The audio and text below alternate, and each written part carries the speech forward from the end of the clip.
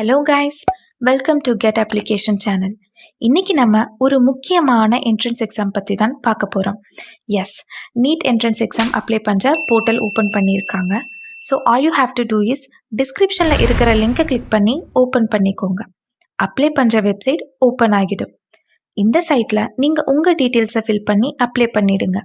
இந்த portal February 9 open ஆகிடுச்சு. தென் இதை அப்ளை பண்ணுறதுக்கு டெட்லைனும் கொடுத்துருக்காங்க. March 9 தான் எண்ட் டேட்.